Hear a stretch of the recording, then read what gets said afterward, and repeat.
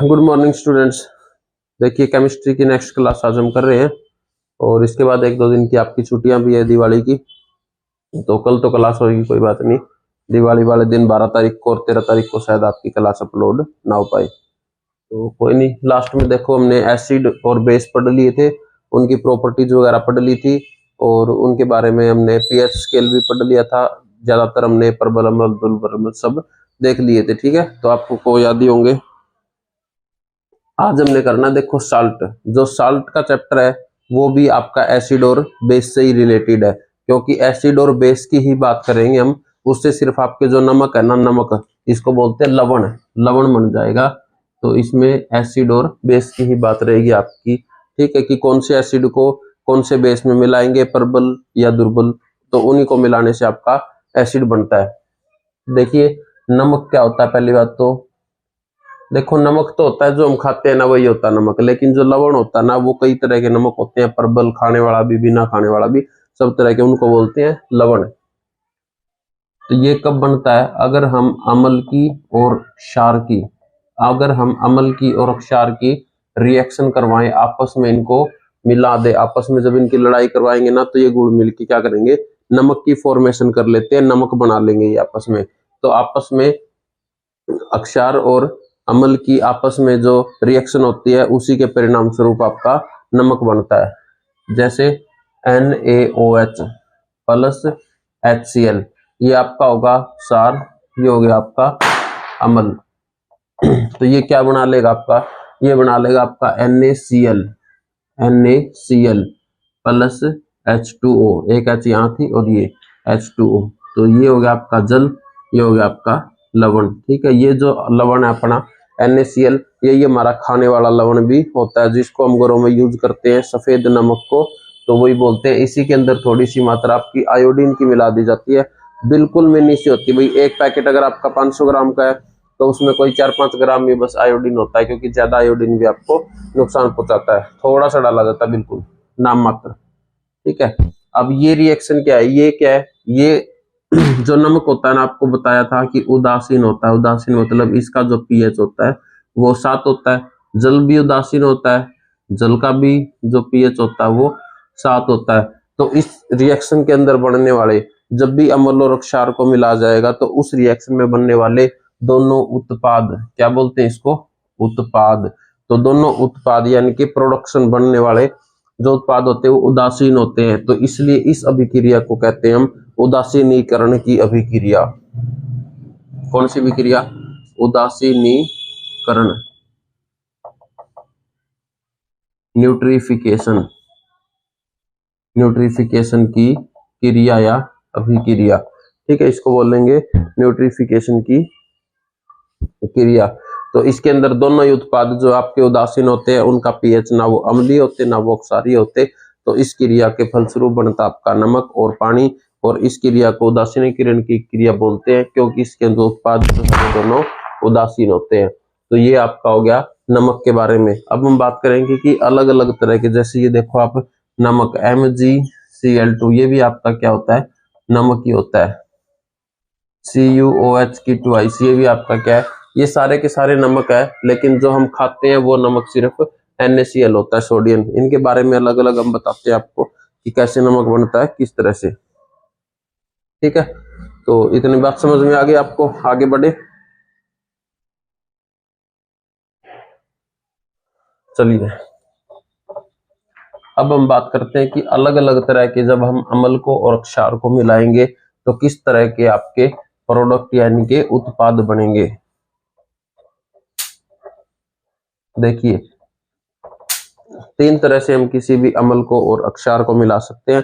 हमारे पास होते हैं प्रबल अम्ल और प्रबल अक्षार, दुर्बल अम्ल और दुर्बल क्षार। तो क्या होता है, जब अगर हम पोजीशन 1, अगर हम पहले तो हम देख लेते हैं, जो अभी हमने जो रिएक्शन की है उसमें हम प्रबल अम्ल और प्रबल अक्षार को ही मिलाते थे, तो हमारा साधारण नमक बनता था। जो अभी रिएक्शन की है उसमें प्रबल अम्ल और प्रबल क्षार को मिलाते थे हम, तो साधारण नमक बनता हमेशा।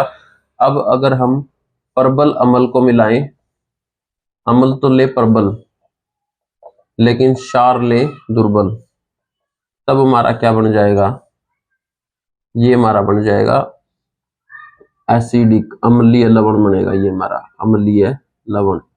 ठीक है, अगर हम लवण तो लेंगे, अम्ल तो लेंगे प्रबल, यानी कि स्ट्रॉन्ग अम्ल ले रहे हैं, सल्फ्यूरिक एसिड ले ले जैसे, ठीक है, लेकिन क्षार जो है वो हम ले रहे हैं सिर्फ दुर्बल सा ही ले रहे हैं, नॉर्मल सा, ठीक है, तो उसके परिणाम स्वरूप जो आपका नमक बनेगा वो आपका दुर्बल अम्लीय लवण बनेगा।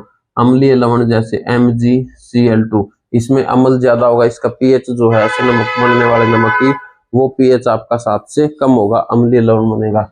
एक और दूसरी होती है, अगर हम अम्ल तो ले दुर्बल, अम्ल तो ले दुर्बल और क्षार ले प्रबल, तो ऐसी जो रिएक्शन होगी आपकी उसके परिणाम स्वरूप आपका, क्योंकि जो चीज प्रबल है ना वही चीज बनेगी, प्रबल इसमें क्षार है तो इसमें क्षारीय लवण बन जाएगा, क्षारीय लवण जैसे CuOH की ट्वाइस, तो ये आपका हो जाएगा क्षारीय लवण।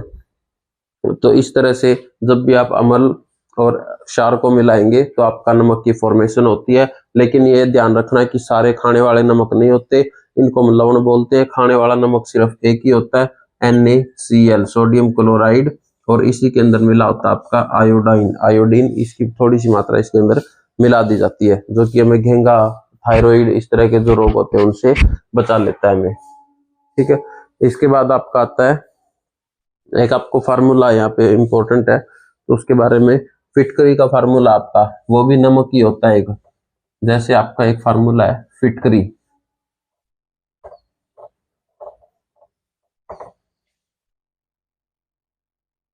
K2SO4 dot Al twice SO4 की थराइस 2H2O, ये होता है आपका, क्या बोलेंगे इसको, फिटकरी है भाई, ये फिटकड़ी, फिटकड़ी वही होती है जो हम सेव वगैरह करके यहाँ पे लगा लेते हैं, फिटकड़ी होती है, उसको ही बोलते हैं फिटकरी। ठीक है, ये आपके गाँव वगैरह को भरने में काम आती है, अगर ब्लेड वगैरह कट वट जाता है तो उसको भरने में ये हेल्प करती है। तो इसमें कौन से आपके दो लवण हो गई है, एक तो लवण हो गया आपका ये और एक ही हो गया, तो ऐसे यौगिक ऐसे पदार्थ जिनमें दो लवण होते हैं अलग अलग तरह के, तो उनको हम बोलते हैं द्वि लवण, द्वि लवण उनको हम बोलेंगे। ठीक है, एक तो इसमें होगा पोटाशियम सल्फेट, दूसरा हो गया एल्यूमिनियम सल्फेट, तो ऐसे लवण जिसमें दो लवण प्रेजेंट है उसको हम द्वि लवण बोलते हैं।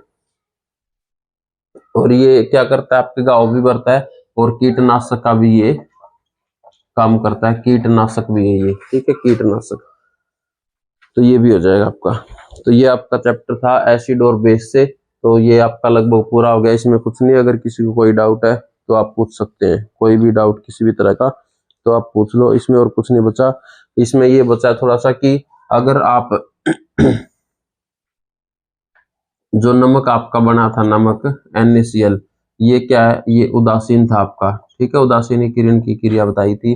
जो आपका नमक था ये कैसा बना था आपका, उदासीन बना था, ये नमक आपका कैसा बना था, उदासीन।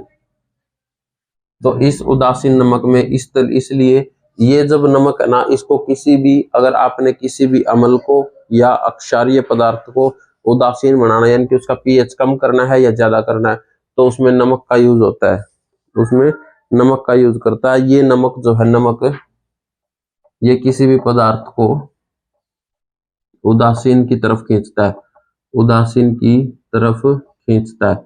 देखो समझ में नहीं आया होगा, कैसे खींचेगा, उदासीन की तरफ खींचता मतलब, आपने एक खीरा लिया, खीरे कड़वे भी निकल जाते हैं, तो खीरे को क्या करते हैं हम, इतना सा थोड़ा सा ना साइड से काट लेते हैं, ऐसे होता है खीरा आपका, यहाँ से काटेंगे खीरे को, ठीक है, और इस हिस्से को ऐसे ऐसे ऐसे ऐसे करके इसके ऊपर रगड़ते जाते हैं।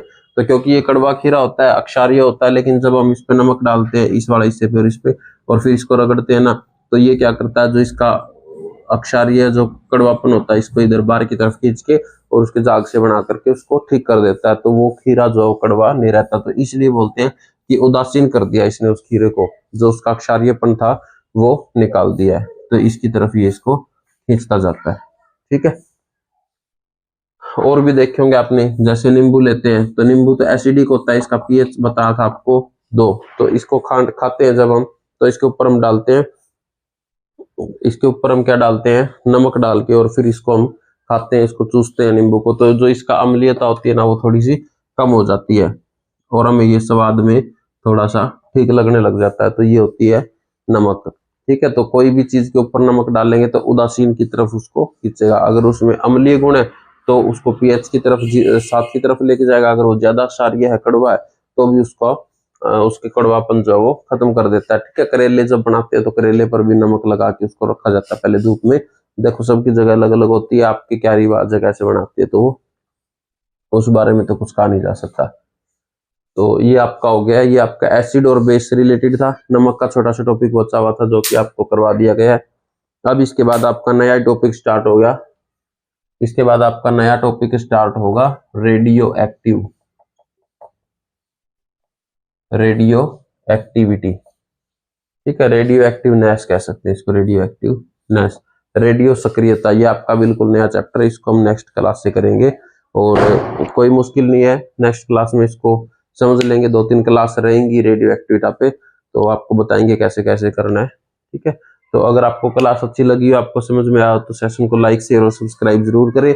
आप खुद भी लाभ उठाएं और दूसरे भी जो भी आपके साथी हैं जिनको केमिस्ट्री में कोई भी दिक्कत आ रही है उनको भी ये वीडियो शेयर करें, ताकि उनकी भी जो बेसिक है वो कंसेप्ट क्लियर हो सके। ठीक है, कोई भी डाउट है तो आप ऑनलाइन कमेंट में पूछ सकते हैं।